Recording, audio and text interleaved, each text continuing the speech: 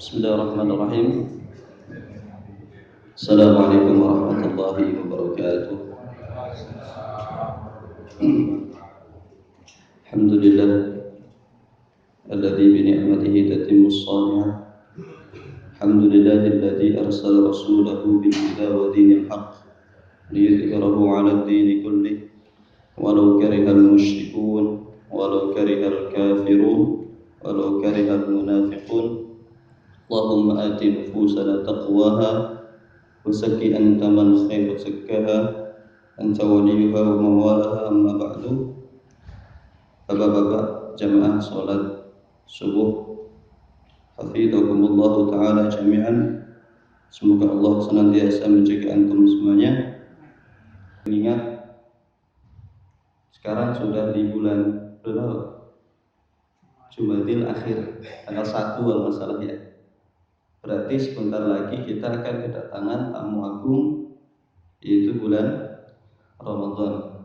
Para ulama menyiapkan Ramadan itu bukan di bulan Sya'ban, tapi justru 6 bulan menjelang Ramadan. Dan kita sebenarnya sudah termasuk telat kalau mau menyiapkan bulan Ramadan, karena tadi 6 bulan sebelum Ramadan. Walaupun sudah telat, tapi tidak apa-apa. Jumadil akhir, Rajab, terus Sya'ban, Ramadan. Setidaknya ada 90 hari, kalau seandainya 30 harian semuanya. Semoga berkumpulnya kita di pagi hari ini, di waktu yang Allah turunkan keberkahan di pagi-pagi, itu gerimis, hujan, dan itu ada keberkahan tersendiri. Dan semoga kita juga mendapatkan doa Rasul sallallahu alaihi wasallam, Allahumma barik ummati fi bukuriha, ya Allah berkailah umat-umat saya di pagi harinya. Yang jadi pertanyaan, siapa yang mendapatkan keberkahan itu? Maka kita akan bisa melihat dalam surah Al-Muzammil, qumil laila illa qalila. Itu orang-orang yang mendapatkan keberkahan, berarti orang-orang yang bisa mendirikan qiyamul lail di sepertiga atau setengah malam. Karena arti bukur itu adalah pagi-pagi tapi sekali. Ada namanya bukur, ada sobah, ada futur, ada fajar. Ada 4 bahasa dalam mengartikan pagi. Yang pertama bukur. Bukur itu sebelum fajar. Fajar ya ini kita. Itu fajar. Setelah itu ada sobah. Setelah terakhir ada futur. Artinya tatanabul futur, makan pagi. Dan futur kalau secara bahasa Arab aslinya itu malas. Berarti orang yang bangunnya ketika futur, berarti dia orang yang malas. Dan kita sekarang mendapatkan bukur. Insya Allah semuanya mendapatkan bukur dari qiyamul lail, bisa istighfar sebelum adzan subuh, bisa menjalankan 2 rakaat yang lebih baik daripada dunia dan seisinya, ditambah sholat jamaah subuh, ditambah insya Allah kita akan taklim. Maka itu semuanya adalah keberkahan-keberkahan di pagi hari yang harus kita jaga. Salah satunya untuk menyiapkan bulan Ramadan. Karena bangun di pagi hari itu gampang atau berat? Berat, ya kan? Berat. Apalagi sekarang pekan-pekan liburan, itu berat banget. Ya. Untuk duduk di taklim itu berat, ya kan? Karena di situ ada kebaikan yang mana Nabi ketika bertemu di antara 2 halaqah, 2 perkumpulan, yang satu sedang baca Al-Quran dan berdoa dengan musuhnya, dan yang satu sedang belajar mengajar, maka Nabi mampir kepada halaqah yang sedang belajar mengajar. Keduanya baik. Tapi ternyata Nabi lebih memilih halaqah taklim dibandingkan yang sedang baca Al-Quran dan berdoa. Apa alasan Nabi? Alasan Nabi jelas.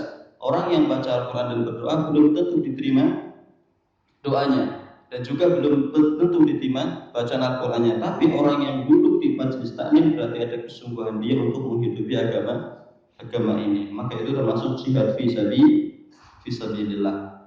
Maka beruntunglah para bapak-bapak yang di pagi hari ini bisa menyempatkan duduk di majelis ilmu dengan maksud rentet pahala-pahala, kebaikan-kebaikan, keberkahan-keberkahan yang tadi kita sebutkan bersama-sama. Pagi ini kita akan membahas, karena awalnya adabul mufrad, tapi kita tidak jadi ke adabul mufrad, maka saya akan membahas dari sebuah buku namanya kitab Ayyuhal Walad, karya Imam Abu Hamid Ghazali. Ini kalau mendengar Abu Hamid Al-Ghazali apa Pak? Pikiran yang ada kira-kira apa? Hah? Kira-kira apa? Tasawuf, Ihya Ulumuddin, ya kan? Itu yang penting jangan masuk ke akidahnya ya Pak. Kadang-kadang menghukumi Abu Hamid Al-Ghazali itu dia langsung menghukumi akidahnya. Yang kebanyakan orang-orang mengatakan akidahnya kurang lurus. Kita tidak membahas ke situ. Karena beliau juga ulama besar. Tapi banyak hal yang kita bisa ambil dari karangan-karangan beliau, karya-karya beliau, dan salah satunya Ayyuhal Walad Abu Hamid Al-Ghazali. Sebelum masuk ke kitab beliau, saya akan menyampaikan satu hadis yang masih berkaitan dengan apa yang akan kita sampaikan dalam kitab beliau. Nabi kita Muhammad Sallallahu Alaihi Wasallam pernah mengatakan kepada sebagian sahabatnya, Rasul Sallallahu Alaihi Wasallam qala li ba'di ashabihi i'malid dunya. Kalau mendengar hadis ini, apa yang terbayang lanjutannya Pak? I'malid dunya ka'annaka ta'ishu fid dunya abadan, ya kan? Nah, ada i'malid dunya satu lagi, i'malid dunya biqadri muqamika fiha. Beramalah untuk urusan duniamu sesuai dengan seberapa lama kita hidup di dunia. Berapa lama Pak? Kalau sudah hadis Rasul baina sab'in wasittin, di antara 60 dan 70, berarti nggak lama. Itu pun bonus sebenarnya sisanya. Yang ini disampaikan oleh Rasul Sallallahu Alaihi Wasallam itu menunjukkan apa? Berarti kehidupan di dunia ini tidak lama. Tapi sesuatu yang tidak lama ini akan menentukan hidup setelahnya. Makanya lanjutan hadis ini, ikmal lil akhirataka biqadri baqaika fiha. Beramallah kalian untuk urusan akhirat seukuran, sesuai dengan berapa lama kalian akan tinggal di akhirat. Beda kan kata-katanya? Tadi muqamika fiha, yang di sini baqaika fiha. Yang pertama disebutkan ukurannya. Berapa lama sih kalian menetap di dunia? Itu kan pertanyaan yang menunjukkan ya karena memang gak lama, bahkan dikatakan sangat-sangat sebentar. Dan ketika mengatakan akhirat, beliau menyampaikan apa? Baqai. Baqai itu apa? Kekal kan? Baqai artinya kekal. Maka seberapa lama kalian akan kekal di situ? Kalau kita tahu bahwasanya akhirat itu tidak ada kehidupan setelahnya, berarti di situ adalah finish kita, maka kita akan memikirkan bagaimana kita biar kekal di situ. Dan akhirat itu bukan hanya satu, ya kan? Ada dua. Maka lanjutannya wa'mal lillahi biqadri hajatika, maka beramallah karena Allah, sholat karena Allah, sedekah karena Allah, kerja karena Allah, sesuai dengan kebutuhan kita dengan Allah. Wa'mal linnar, dan beramallah untuk neraka kita.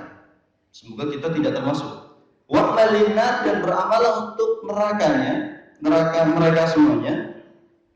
Biqadri sabrika fiha, sesuai dengan seberapa sabar engkau berada di neraka. Ada yang sabar kira-kira? Ya. Kira-kira ada sabar Pak? Tapi mengatakan tidak sabar kebanyakan itu kan, tapi yang dilakukan justru malah perbuatan-perbuatan ahlunar. Ini yang perlu kita catatkan. Maka hadis ini diujungi dengan wa idza aradta an ta'si maulaka, seandainya engkau menginginkan bermaksiat kepada maulaka Tuhanmu, maka fatlub makanan la yaraka, maka cari tempat yang di situ engkau tidak bisa dilihat oleh Tuhanmu. Ada nggak Pak? Cari tempat yang di situ Allah tidak bisa melihat kita. Jadi terserah mau maksiat kek, mau nggak sholat kek, mau nggak puasa kek, mau sombong dengan tetangga kek, mau cuek sama keluarga kek, mau menganiaya saudara kek, mau dolim kepada saudara kek, terserah. Yatim fadlub makanan la yaraka, cari tempat di mana Allah tidak bisa melihat kita. Kan mustahil Pak. Berarti hadis ini itu seakan-akan apa? Gak ada alasan untuk kita berbuat maksiat. Tidak ada satu alasan pun yang membolehkan kita untuk tidak taat kepada Allah. Kalau kita masih ngeliat, maka fadluk makanan, silakan. Tapi jangan hidup di tempat yang Allah telah ciptakan. Itu seakan-akan Allah Rahman Rahim, tapi ketika Allah sudah mengeluarkan kemarahannya, maka sungguh tidak ada yang mampu untuk menahan amarah tersebut. Ya samalah, ya kan? Kita juga sama kalau sekali-kali marah gitu kan, orang berdiam. Kalau sekali marah biasanya lebih menakutkan daripada orang yang biasa keluar-keluar marah. Ya kan? Maka hati-hati dengan yang baik-baik itu. Maka ketika kita berdasarkan hadis ini, akan ada satu kisah yang disebutkan dalam kitab Ayyuhal Walad itu tentang kisah Hatim al-Asam. Kenal Pak Hatim al-Asam Pak? Kenal ya? Ini ulama masyhur yang mana al-Asam itu artinya tuli. Al-Asam itu artinya tuli, tapi bukan berarti Hatim ini adalah orang yang tuli. Pada suatu saat Hatim itu sedang berbicara dengan seorang perempuan. Tiba-tiba ketika sedang berbicara, perempuan ini mohon maaf kentut. Ya, perempuan ini kentut. Terus Hatim meminta perempuan itu untuk mengulangi kata-kata yang tadi berucapkan. Maaf Bu, maaf Mbak, tadi ngomong apa ya? Coba dikeraskan dong. Otomatis perempuan ini akan mengingat, oh berarti orang ini adalah orang yang pendengarannya kurang sempurna. Padahal sebenarnya dia dengar, tapi untuk menutupi aib perempuan tadi, beliau sampai mengulangi, coba diulangi perkataan, sehingga semenjak itu beliau dinamakan dengan al-Asam. Nah, sekarang beda sama zaman sekarang. Satu aib kita korek-korek sampai akarnya. Kalau Hatim satu aib coba ditutupi serapat-rapatnya.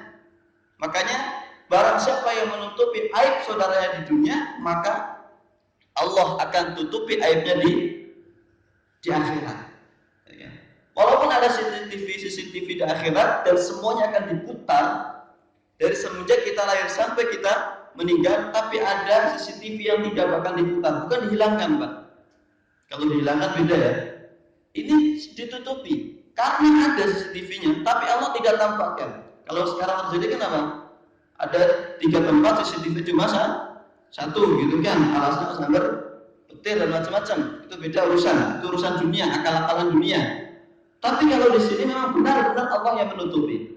Kenapa? Salah satu alasannya karena dia suka menutupi aib saudara-saudaranya ketika masih hidup di dunia. Dia mentulikan dirinya dari aib orang lain. Ini berat atau gampang Pak? Berat Pak. Orang kadang-kadang kita nggak tahu aja cari informasi itu kan, sampai sedetail-detailnya. Maka Hatim al-Asam ini ketika ditanya oleh Syakik itu gurunya, ditanya oleh gurunya, ya Hatim, engkau telah belajar kepada saya selama 30 tahun. 30 tahun itu enggak sebentar. Kita taklim itu paling 30 menit sampai 1 jam. Hatim belajar kepada Syakik itu selama 30 tahun. Ketika ditanya sama Syakik sama gurunya, ya Hatim, kamu belajar kepada saya 30 tahun. Apa yang telah kamu peroleh dari saya? Coba sebutkan apa yang telah kamu dapatkan dari saya. Hatim al-Asam belajar 30 tahun cuma mendapatkan 8 ilmu Pak. Cuma mendapatkan 8 ilmu. Dan semua ilmu yang beliau dapatkan diringkas di sini. Maka kita akan mencoba belajar 8 ilmu yang Hatim al-Asam belajar 30 tahun, kita belajar 30 menit, sama-sama 3. Tapi biasanya kualitasnya agak sedikit berbeda atau banyak berbedanya. Apa yang disampaikan oleh Hatim al-Asam selama 30 tahun itu, beliau menyampaikan sebuah penelitian, sebuah survei, tapi bukan tentang pilpres. Kalau pilpres sudah banyak surveinya. Beliau menyampaikan sebuah survei yang beliau amati selama 30 tahun beliau belajar kepada Syakik. Yang pertama, penelitian beliau, survei beliau adalah kebanyakan orang biasanya memiliki teman dekat, bestie, sohib, ya. Biasanya itu pasti punya, selain istri sendiri. Bahkan mungkin istri ini yang di sini dimaksud mungkin termasuk istri. Tapi ada orang yang di situ bahkan tahu semua rahasianya. Apa-apa curhat, apa-apa ngadu, itu pasti ada. Entah itu istrinya, entah itu teman dekatnya, mungkin juga ibunya atau anak-anaknya. Itu pasti beda-beda. Tapi ketika Hatim Al-Asam memikirkan ini semuanya, beliau teringat satu hal. Apakah istri saya ketika saya meninggal dan saya berada di bawah tanah, beliau mau menemani saya? Ketika dia sakit, ketika saya sakit, pasti istri saya akan merawat saya. Ketika saya lapar, pasti istri saya akan memasakkan makanan untuk saya. Ketika tidak ada baju, pasti akan menyiapkan pakaian untuk saya. Yang jadi permasalahan, ketika saya berada di bawah tanah, apakah istri saya juga akan ikut di bawah tanah? Kira-kira gimana, Pak? Enggak, Pak. Dia tetap berada di atas tanah. Kesedihan itu lama-kelamaan akan hilang diganti dengan senyuman. Kesedihan itu lama-kelamaan akan diganti dengan senyuman.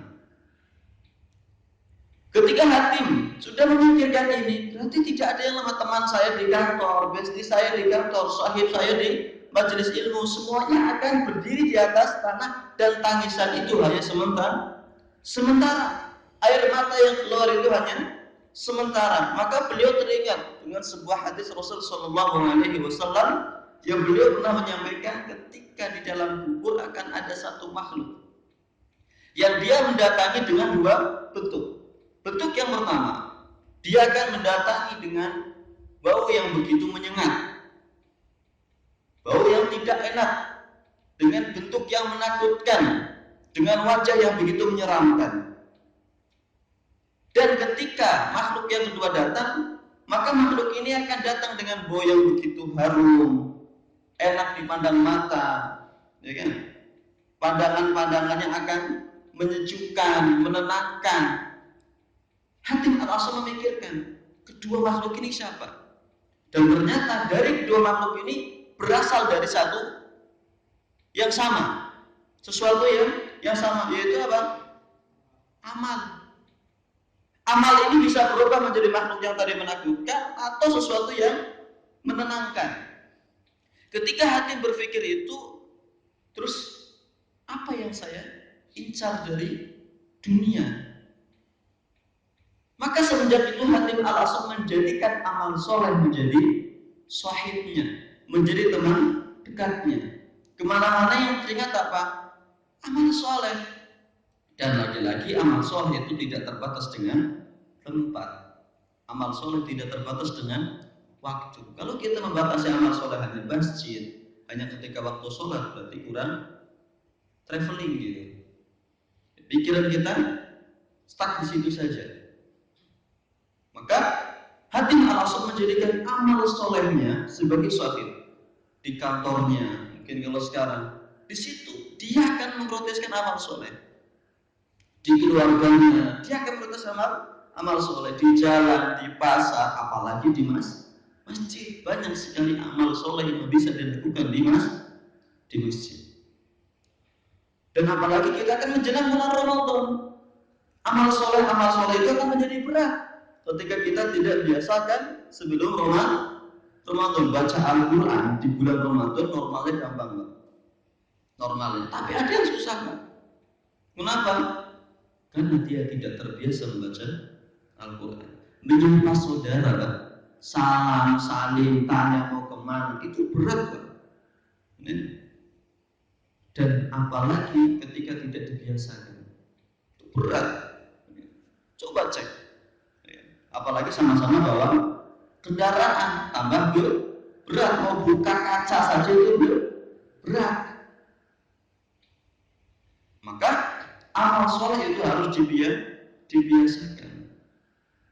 Zikir setelah sholat, walaupun itu tidak wajib, itu berat.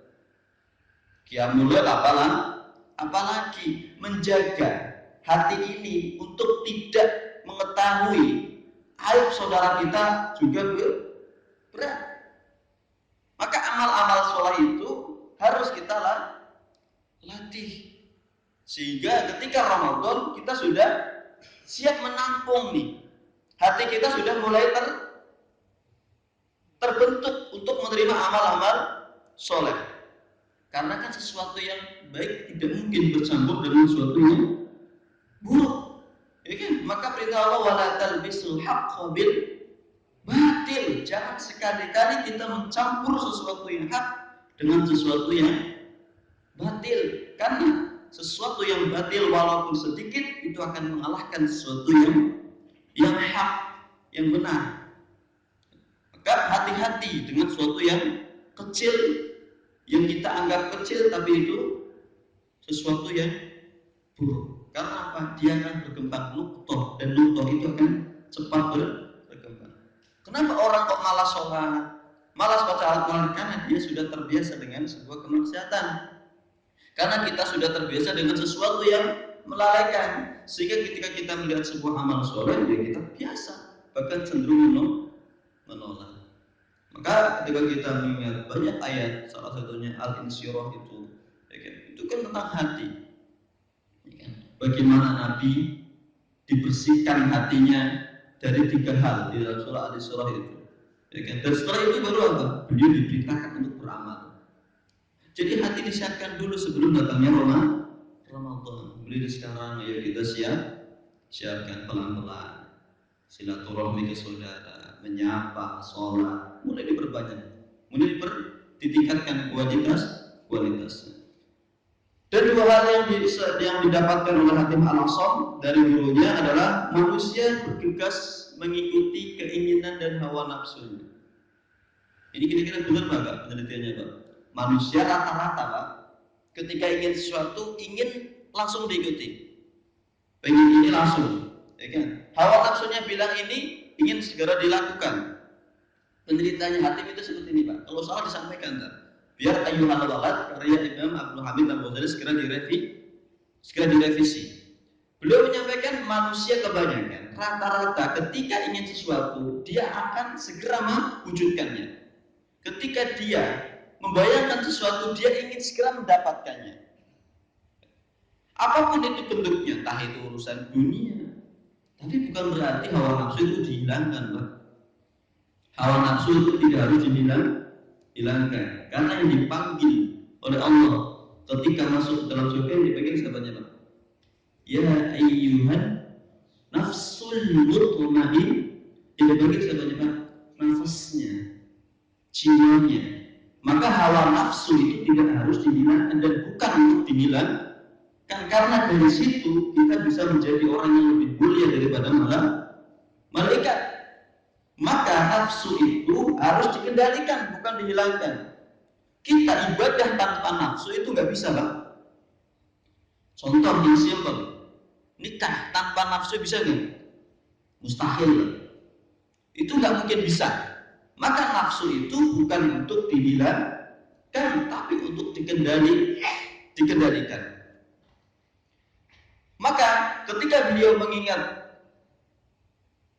penelitian beliau tentang kebanyakan orang itu mengikuti hawa nafsu, beliau langsung terbayang sebuah hadis, sebuah ayat dari Al-Quran, yaitu wa amma man khafa maqama rabbih wa nahan nafsa 'anil hawa fa innal jannata hiyal ma'wa. Wa amma man, dan barang siapa khafa dia takut maqama rabbih, kedudukan Allah, kekuasaan Allah, kebesaran Allah, azabnya Allah. Wa nahan nafsa 'anil hawa, dan dia mencegah, dia bisa mengendalikan hawa nafsunya. Fa innal jannata hiyal ma'wa, maka surga adalah tempat kembalinya. Lagi-lagi hawa nafsu bukan untuk dibuat, tapi untuk dikendalikan kita. Ini kan hawa nafsu semuanya. Antara hawa nafsu sholat dan hawa nafsu membicarakan kejelekan orang lain itu sama-sama hawa. Tapi yang satu hawa yang baik, yang satu buruk. Hawa itu kan apa? Itu sesuatu yang sebentar sebenarnya. Hawa nafsu. Sholat itu juga perlu adanya nafsu. Bagaimana ketika kita mendengar adzan, kita bergegas untuk bersiap-siap sholat, itu juga perlu nafsu, Pak.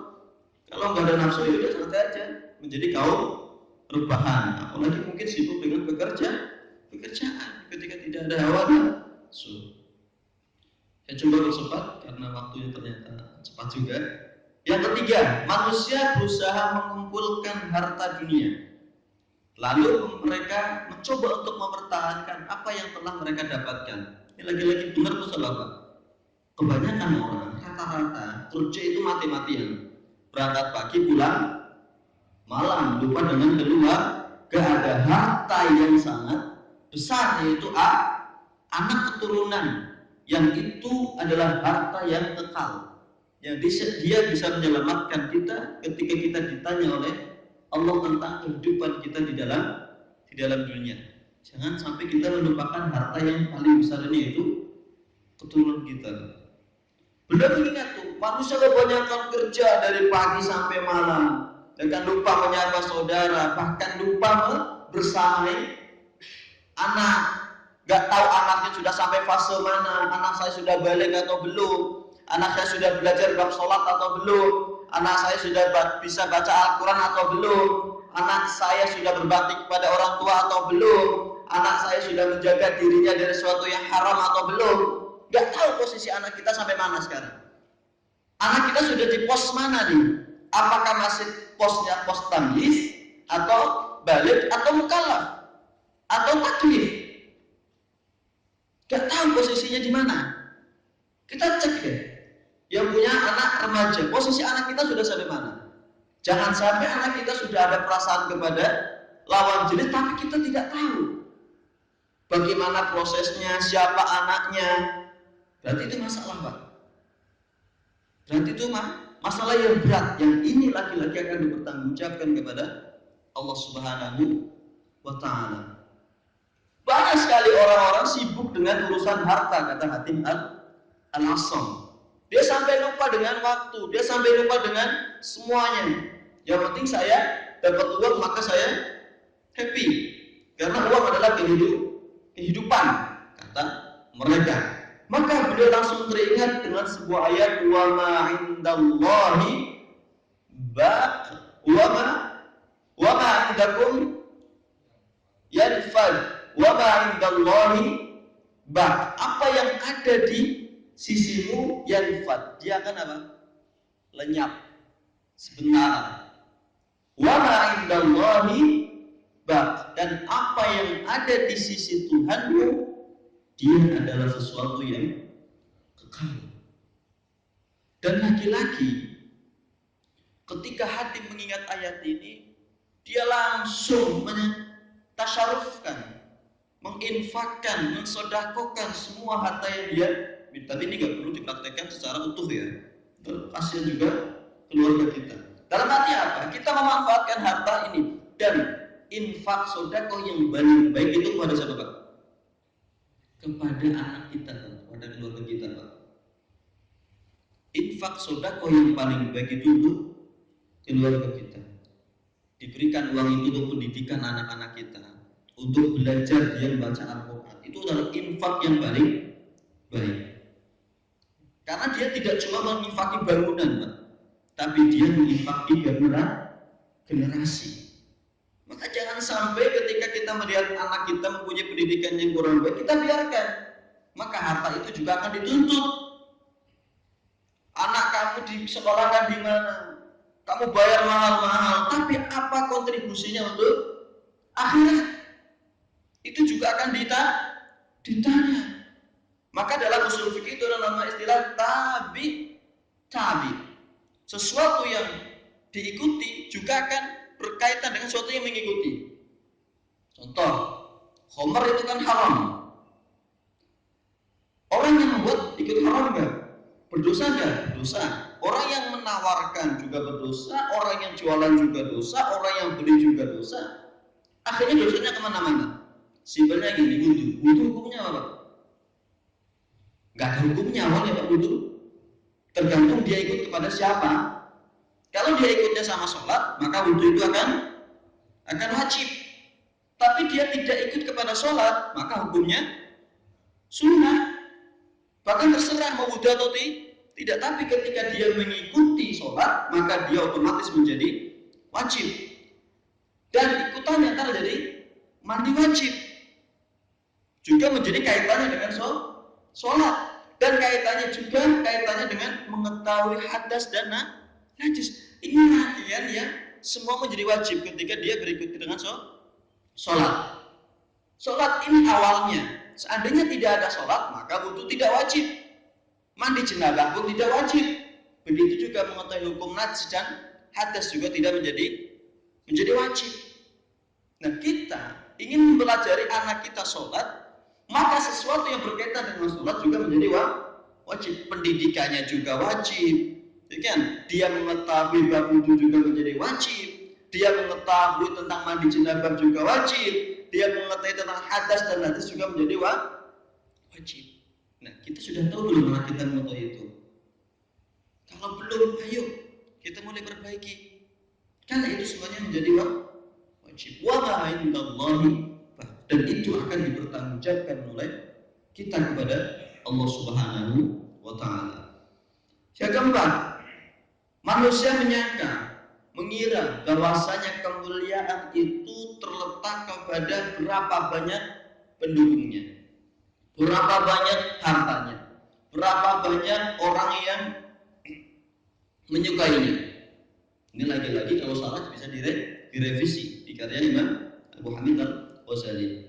Dan itu kalau kita lihat sekarang, makanya banyak para calon-calon pemimpin kita yang sedang mencari hati, mencari cinta dari para masyarakat, karena dia memang mengira apa? Kemuliaan, kebesaran hanya terletak kepada berapa banyak pengikut yang bisa dia dapatkan. Dan apalagi dia ingin ada sebuah ambisi, yaitu memimpin negeri, maka dia harus mencari cinta, harus mencari hati.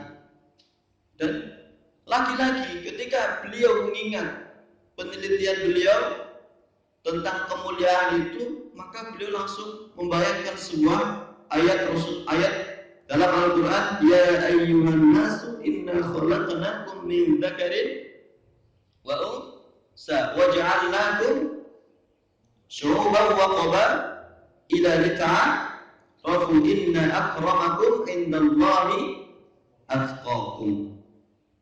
Ternyata yang mulia itu bukan orang yang paling banyak penduduknya, orang yang paling banyak pengikutnya, orang yang paling banyak hartanya, orang yang paling banyak supporternya. Ini kalau supporter tadi ingat Paris sama Argentina gitu ya. Ini gak usah dibahas ya, Paris sama Argentina. Dan ternyata menurut Allah itu bukan itu. Menurut Allah adalah orang yang paling mulia adalah orang yang paling bertakwa. Yang jadi pertanyaan, siapa orang yang bertakwa? Gak usah jauh-jauh Pak, kalau kita ingin tahu orang yang bertakwa.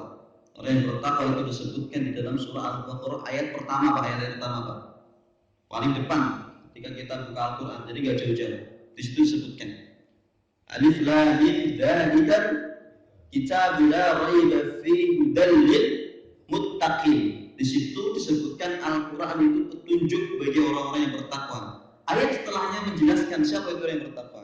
Alladzina yu'minuna bil ghaibi wa yuqimunas sholata wa yu'tu zakat. Seperti itu. Bukan. Itu ayat yang lain. Alladzina yuqimunas sholata wa mimma razaqnahum yunfiqun. Itu adalah tanda-tanda orang yang bertakwa. Dia yang mendirikan sholat, dia yang percaya dengan sesuatu yang diturunkan kepada Allah, yang kepada Nabi Muhammad dari Allah. Dia menginfakkan harta-hartanya. Itu adalah orang-orang yang bertakwa. Tapi baca lagi, biar kita termasuk golongan orang-orang yang bertakwa. Itu dijelaskan di paling depan sama Allah. Masa ya kita nggak lihat surah Al-Baqarah paling depan Alif Lam Mim? Kan harusnya lihat. Dan itu adalah tanda-tanda orang yang bertakwa. Itu sengaja ditaruh di depan, nggak taruh di tengah. Kalau di tengah capek kita nyarinya. Apalagi di juz 14, 15, 16, 70 itu kan udah kebayang. Bahkan posisinya pun nggak tahu di mana. Ada berapa lembar juga mungkin kita lupa. Suratnya juga apa juga mungkin kita belum tahu ada surat apa di juz 14, ada surat apa di juz 15, ada surat apa di juz 16. Mungkin kita juga lupa. Maka Allah taruh di paling depan biar orang-orang itu tidak perlu membuka banyak lembaran, sehingga tahu ini loh orang yang paling mulia, ini loh orang yang paling bertakwa. Coba dibaca lagi, baca setelah Al-Fatihah akan jatuh surat Al-Baqarah. Maka ketika mengingat ini hati Allah masuk. Lagi-lagi sia-sia dong, ya kan? Lelah-lelah di dunia tapi tidak mendapatkan kemuliaan. Yang kelima, manusia saling mencaci maki. Ini yang paling sering juga, Pak. Atau dia saling menggosip, ghibah, menjatuhkan saudaranya, kemuliaan saudara diinjak-injak. Dan ketika Hatim Al-Asam meneliti, itu semuanya diakibatkan dari beberapa hal. Yang pertama, iri dengki dengan harta, iri dengki dengan jabatan, bahkan ada yang iri dengki dengan ilmu. Kira-kira benar, Pak? Atau enggak, Pak? Saudara kita naik jabatan, langsung digosip berjamaah. Dia naik jabatan gara-gara soko, dia naik jabatan gara-gara dia bla gitu kan. Saudara kita dapat misalkan mobil tiba-tiba gitu kan, langsung digosip berjamaah tuh. Bahkan dibawa ke masjid kadang-kadang, Pak. Bahkan kadang-kadang dibawa ke masjid. Rumah baru langsung digosip berjamaah lagi. Di RT sudah selesai langsung masuk ke masjid. Setelah selesai jamaah langsung jamaah gosip. Ini penyakit-penyakit yang dirasakan oleh masyarakat kita semuanya. Ketika Hatim Al-Asam memikirkan itu, beliau langsung mengingat sebuah ayat, inna syaitana lakum aduwwun fattakhiduhu aduwwa. Beliau langsung memikirkan ayat, sesungguhnya musuh saya itu bukan mereka.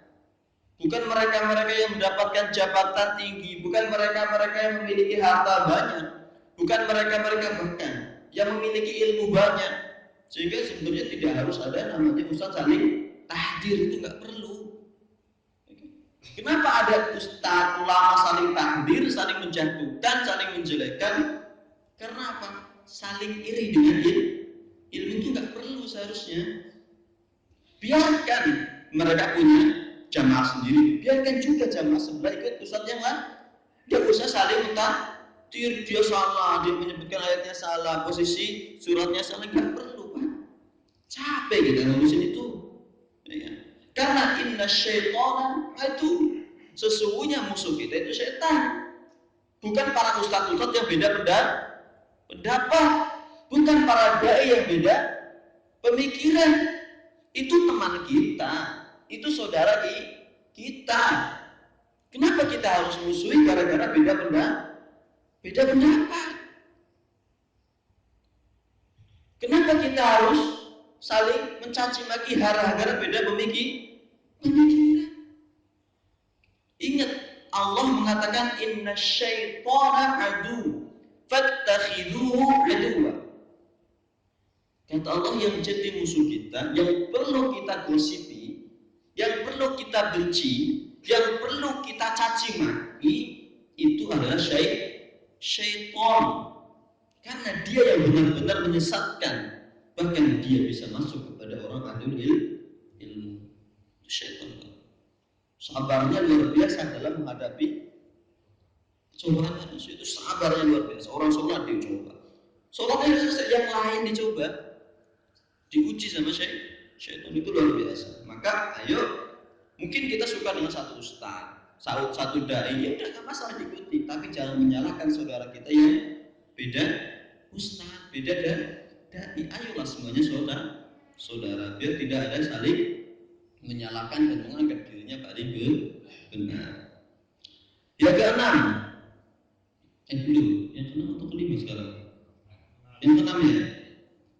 Yang keenam, manusia saling benci satu sama lain dan bersama karena satu sebab atau beberapa sebab. Ya hampir sama lah. Kita lewatin saja kalau ini ayatnya, nahnu qasamna bainahum ma'isyatahum fil hayatid dunya. Allah telah membagi jatah manusia itu masing-masing, gak ada yang lewat. Si fulan dapat ini sudah dicatat sama Allah. Si fulan dapat ini sudah dicatat sama Allah. Jadi gak ada yang kelewat. Nahnu qasamna bainahum ma'isyatahum fid dunya. Jadi jatahnya sudah masing-masing, maka tidak ada yang perlu diiri, tidak perlu ada yang dihasut itu nggak perlu. Yang ketujuh, manusia berjuang, memeras keringat serta membanting tulang untuk mencari makan dan penghidupan, sampai ada di antara mereka yang terjerumus kepada sesuatu yang syubhat, bahkan sesuatu yang haram. Itu banyak Pak. Kerja ingin cari harta, ingin cari uang, ingin cari penghidupan, sampai lupa batasan halal dan haramnya. Lagi-lagi beliau teringat dengan sebuah ayat, wa ma min dabbatin fil ardi illa 'ala Allahi rizquha wa ya'lamu mustaqarraha wa mustawda'aha kullun fi kitabin mubin. Lagi-lagi kita tidak perlu sampai lewat batas yang telah Allah tentukan. Yang syubhat itu adalah sesuatu yang terjadi antara haram dan halal. Halal dan haram itu namanya syubhat. Dan Nabi telah menyebutkan dalam kitab yang sangat tipis, yaitu Arba'un Nawawi karya Imam An-Nawawi, tapi bukan Al-Bantani, ya kan? Beliau menyebutkan innal haram bayyin wa innal halal bayyin. Sesuatu yang haram itu jelas, sangat-sangat jelas, dan sesuatu yang halal juga jelas, dan sesuatu yang ada di antara keduanya maka itu menjadi syubhat, dan syubhat tidak harus dihindari. Kita tahu kan batasan-batasan bagaimana harta ini didapatkan dengan sesuatu yang halal dan bagaimana harta itu didapatkan dengan sesuatu yang halal, pasti kita sudah tahu. Kenapa kadang-kadang diterjang? Karena sebenarnya bukan kebutuhan juga sih. Karena ambisi, karena apa? Hawa nafsu. Kalau butuhnya kita apa sih? Ya kan? Butuh kita kan paling makan kan? Kalau sudah cukup butuh makan, ngapain kita harus mengambil jatah orang lain sampai kita, mohon maaf, tega menjatuhkan saudara kita. Lagi-lagi tidak perlu, sudah semuanya diatur oleh Allah Subhanahu wa Ta'ala. Dan yang terakhir, manusia memiliki sandaran dan andalan. Ada yang bersandar kepada uang, ada juga kepada orang. Bahkan yang paling parah ada yang bersandar kepada syaitan. Ada nggak? Ada. Itu disebutkan dalam surah Al-Jin. Sebagian manusia dia meminta perlindungan kepada jin, ya kan? Itu disebutkan dalam surah Al-Jin. Banyak orang-orang yang sampai lupa siapa Tuhan mereka, sehingga mereka bersandarkan kepada sesuatu yang itu adalah makhluk Allah. Sampai lupa, sehingga Hatim Al-Asam mengingat sebuah ayat, wa yarzuqu min haitsu la yahtasib wa man yatawakkal 'ala Allahi fa huwa hasbuh innallaha balighu amri qad ja'ala Allahu li kulli syai'in qadara. Surah At-Talaq ayat ketiga. Ketika beliau mengingat itu semuanya, maka beliau langsung terfikir, kenapa saya harus bersandar kepada harta? Kenapa saya harus bersandar kepada apa yang saya miliki? Rumah itu akan hilang, tidak akan saya bawa. Itu malah justru akan menjadi fitnah rebutan anak-anak saya mungkin. Maka beliau semua tawakkal 'ala Allahi fa huwa hasbuh. Sudahlah, saya titipkan itu semuanya kepada Allah. Saya niatkan itu karena Allah, sehingga wa yarzuqu min ghairi ma yahtasib. Allah akan berikan rezeki dari jalan yang tidak dikira-kira. Dan rezeki sama uang itu beda, Pak. Rezeki sama uang itu beda. Rezeki itu tidak harus berbentuk uang, ya kan? Banyak rezeki, ya kan? Dan ketika kita sudah menguasai 8 poin ini yang Hatim Al-Asam itu belajar selama 30 tahun, semoga cukuplah untuk buat kita menyambut bulan suci Ramadan, sehingga kita tidak tersibukkan dengan 8 hal yang banyak terjadi di sekeliling kita. Gosip kita tinggalkan, nggak perlu lah iri dengan jabatan saudara kita, ya kan? Ayo banyak-banyak beramal